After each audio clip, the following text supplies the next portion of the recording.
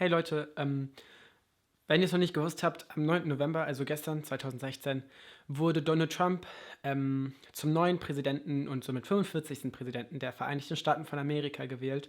Und dieses Thema wurde auf allen sozialen Netzwerken sicher tausendmal diskutiert, auseinandergenommen und jeder hat seine Meinung dazu abgegeben. Und eigentlich wollte ich dieses Video gar nicht drehen, weil letztendlich so viel schon dazu gesagt worden ist. Aber irgendwie denke ich immer noch darüber nach und das ist ein Zeichen dafür, dass es wichtig sein sollte. Und ich finde es auch wichtig, dass jeder seine Meinung dazu abgeben sollte.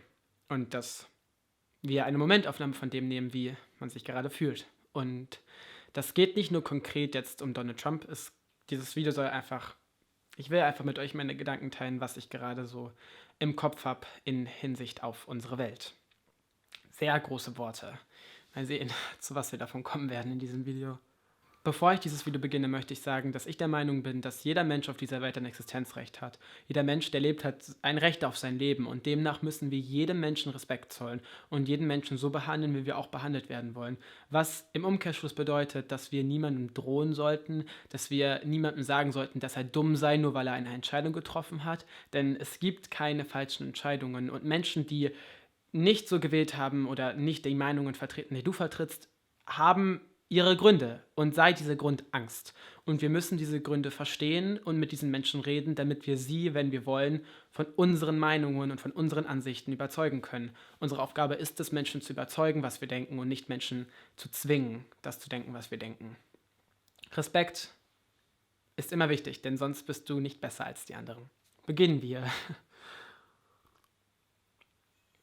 Als ich an dem Morgen aufgewacht bin, also gestern, dramatisch, ich bin relativ früh aufgewacht, weil ich um 8 Uhr schon einen Termin hatte, war ich mir erst gar nicht so bewusst, was eigentlich gerade abgeht, aber dann war ich auf Twitter und habe natürlich komische Nachrichten gelesen, sowas wie, Autsch, oh nein, verdammt, das kann nicht sein. Bin dann natürlich direkt auf diverse Seiten gegangen, habe geguckt, was jetzt abgeht mit der Wahl und habe gesehen, dass Donald Trump führt. Es gab da noch eine reale Chance, dass Hillary Clinton gewinnen könnte, aber sie hat es nicht. Und als mir das bewusst geworden ist, dass Donald Trump, ein Mann, der in seinen Reden, in seiner gesamten Wahlkampagne immer wieder spüren lässt, dass er nichts dagegen hat, wenn man sexistisch ist oder rassistisch ist oder wenn man Minderheiten diskriminiert, jegliche Minderheiten, sei es die LGBT-Community, seien es Frauen. Frauen sind übrigens keine Minderheit, nur mal so gesagt an alle. Trotzdem diskriminiert er diese und das ist...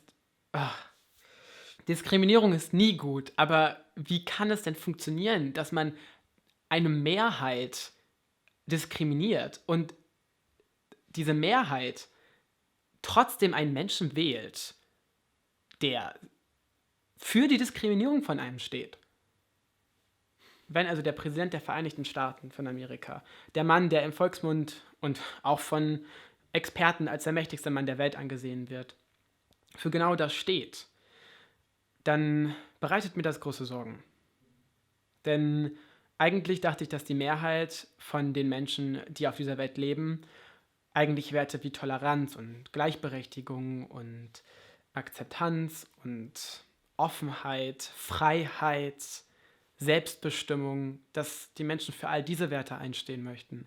Wenn ich aber sehe, dass in einem so großen Land eine so große Anzahl von Menschen für das genaue Gegenteil gewählt hat, dann was bedeutet das für uns?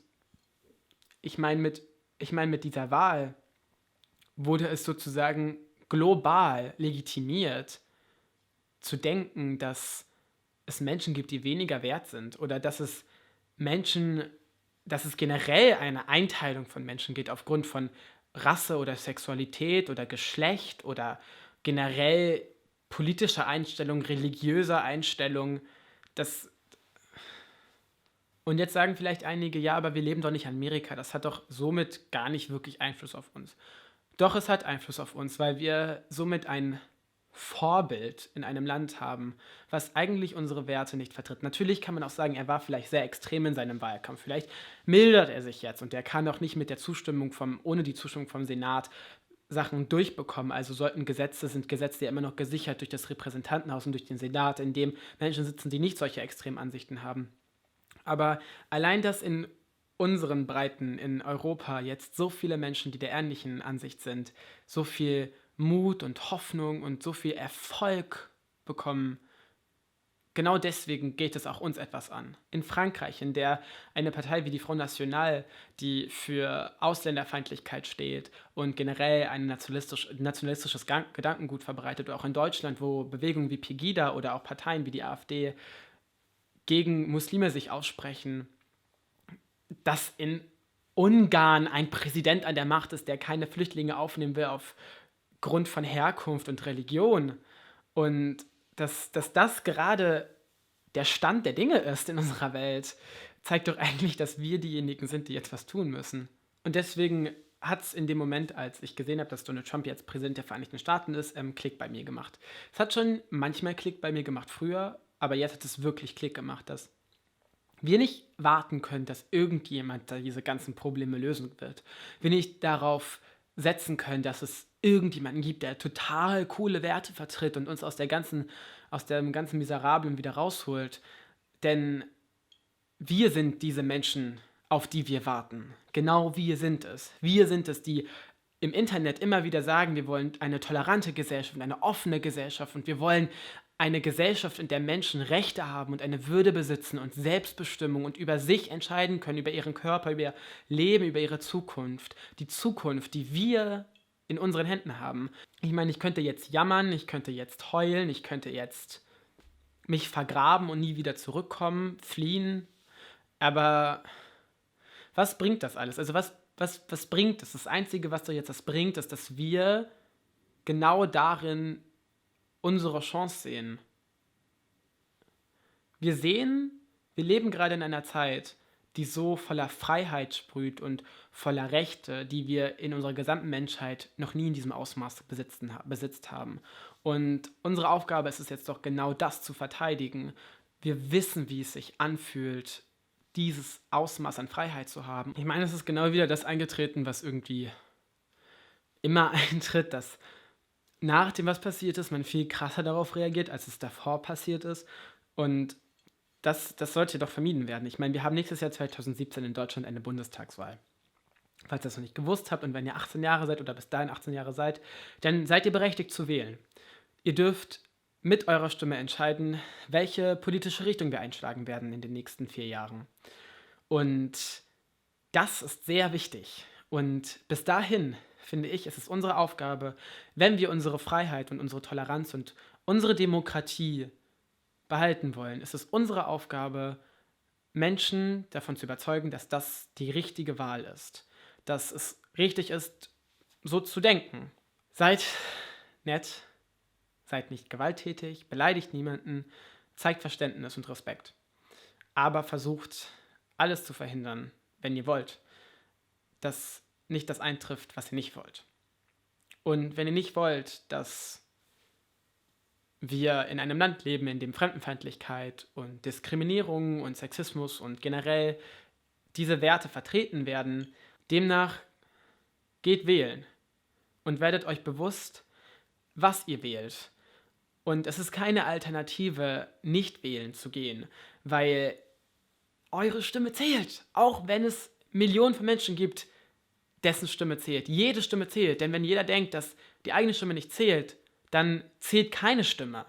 Nur wenn jeder weiß, dass seine Stimme wichtig ist für eine Entscheidung, dann können wir auch gemeinsam diese Entscheidungen hervorrufen, indem wir das wählen, was wir wollen. Und klar, manchmal denkt man sich, aber da stimme ich doch nirgendwo zu. Aber dann wählt wenigstens das, was am meisten Übereinstimmungen hat. Wenigstens das. Oder gründet eure eigene Partei und versucht damit irgendwie stark zu werden. Es gibt so viele Möglichkeiten. Wir sind jetzt in einer Zeit, in der wir zusammenhalten müssen und uns nicht darauf konzentrieren sollten, uns wieder auseinander zu leben, sondern dass wir versuchen, gemeinsame Werte zu finden und gemeinsame Strategien. Und es wird hart, es wird schwierig, man wird auf viele verschiedene Meinungen treffen und ich glaube, die nächste Zeit wird auch sehr kontrovers. Und ja, man sollte trotzdem immer in seinem Kopf behalten, dass das unsere Zukunft ist. Wir müssen damit leben. Und wir müssen damit nicht nur die nächsten 4 Jahre leben, sondern wir müssen mit diesen Auswirkungen unser Leben leben. Und deswegen, ja, Ich war vor ein paar Tagen, also gestern war ich noch wesentlich aufgebrauster und hätte ich da dieses Video gedreht, deswegen habe ich auch gewartet, hätte ich wahrscheinlich rumgeschrien oder weiß ich nicht was, aber jetzt bin ich ich habe es nicht wirklich verkraftet, ich bin nur ruhiger. Ich glaube, verkraften werde ich das erst in sehr langer Zeit, was gerade so passiert. Ich kann es irgendwie immer noch nicht wirklich fassen, aber naja. Ja, das war's für heute. Wenn ihr wollt, dann könnt ihr euch gerne mal, ich verlinke euch jetzt hier irgendein Video, ich weiß nicht gerade, was ich euch da verlinke.